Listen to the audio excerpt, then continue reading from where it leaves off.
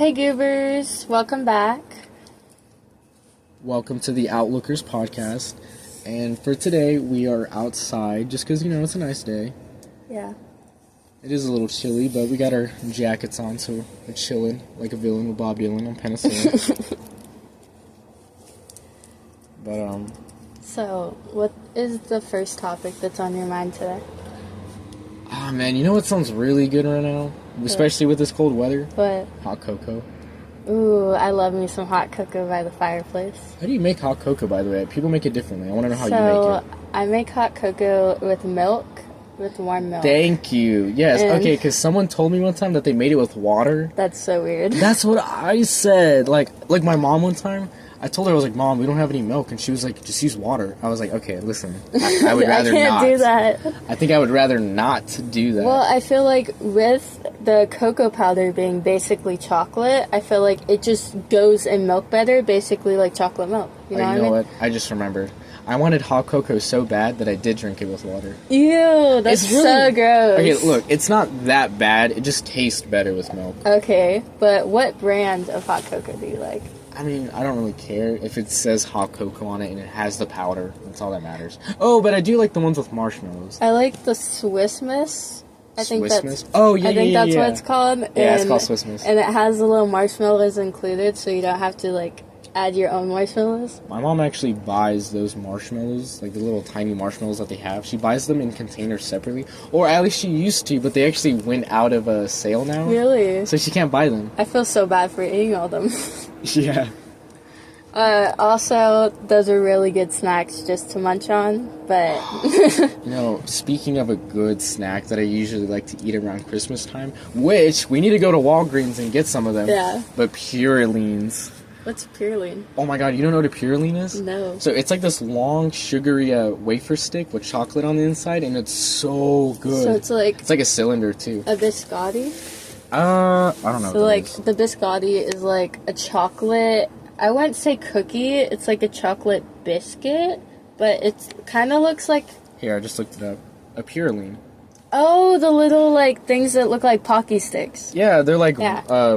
They're wafers, I don't know, whatever. They sell them at Walmart, too. Ooh. We might have to go get some. See, I know. They're so good. I remember my brother's girlfriend got me hooked on them one year, and I've been obsessed ever since. Have you tried edible straws? Because I know they have it in, I've never even heard of an edible straw. Yeah. So for some drinks, they have, probably alcoholic drinks would most likely have them. It's kind of like a sugar straw, but it's harder, and it's, made out of the same thing of kind of like a wafer. But they're so good. I could eat them by itself. They are just amazing. All that really does is make me think of those, powder sticks. Yeah. The pixie sticks? Yeah, those. I remember field day, we used to buy the really, foot-long pixie sticks. Yeah. And we used to just eat them and get, the biggest sugar high for field day.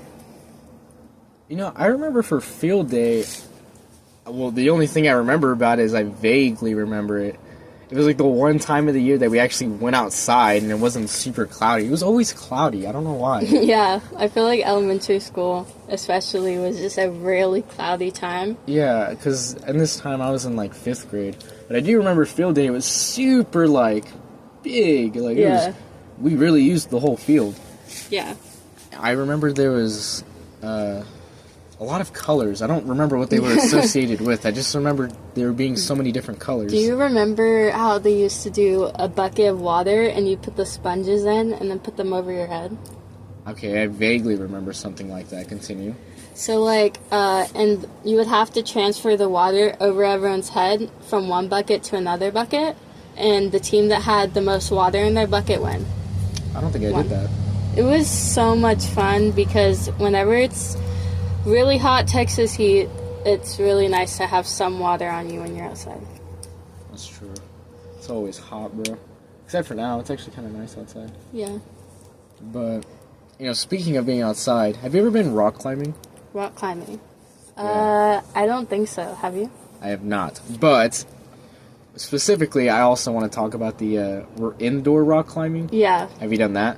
I've attempted to do it. I'm not that big of an athlete. What do you mean attempted? Like, go on. I went up halfway and then I got scared to jump down because it was too high. You could jump down? Yeah. I couldn't, bro. Oh no, I could. Well, like, they even told me. I didn't want to jump down. Yeah, I was like, they repeatedly told me I could jump down. I just couldn't because I looked down. You just look down, it feels like you're at the top of a tower. And I thought about it, and I was like, man, it was so easy for me to move up. Who's to say it wouldn't be so easy for me to fall down? One time we went to a trampoline park, and there was where you bounced into the foam balls. Oh yeah. And you went first, and you did it like yeah, you did like a backflip, and then I was just standing there, and like the kid behind me was like, "You're so slow, jump in!" And I was just like, "Okay." Yeah, I remember you did not want to jump in. And he like followed us around too, like the entire time. He did. Yeah, he was just bullying me. It was so bad. And then I beat him with the the big, what is it called? Like the foam sticks? Like the foam sticks, like the yeah. little fighting things. Like, I did not care that he was 7 because he was going to get a foam stick to the head. God. Man, that was like earlier. Yeah, that was earlier this year. Maybe next year. Maybe last year. That's what I meant. I love going to altitude. Altitude's so much fun. I don't remember if that was the name of it, but yeah. Any trampoline park is super fun. I love trampolines. Also, Josh does not like water, which is something we have figured out. He will not go swimming or drink water. He's like a cat. So, how do you feel about water? Give me your honest opinions. I mean, I don't like it. I once told my coworker that if they ever see me show up to work drinking water, that they should shoot me, because that is not me. And recently, as you being a little sick, yes, what have you been drinking? I've been drinking water. Yes, I'm aware. I know. I know, guys. I know. What is your favorite memory of high school? We're actually about to graduate soon, so I was just wondering, what is your favorite memory of high school? I think my favorite memory was when me, Ashton, Tony, and Julia, our friends, we went to Six Flags that one time, which was pretty cool. So, how do you feel? I know some people find it annoying, but as you are, how do you feel having the boys? How do you feel having a relationship with the boys and having a relationship with your girlfriend? Do you think that they interfere, or did they go together? I guess it just depends. Because I feel like some girlfriends are very jealous of having... Is this like a meta talk? Are we talking in the third person here? We're just going to ignore that you're my girlfriend? Yeah. How do you feel about separating the two or combining the two? And I'm supposed to say this to my girlfriend? Yeah. I didn't even understand the question. It didn't even make sense. Okay, how do you feel? Is it like a struggle to make time for your girlfriend and make time for boys? No, not really.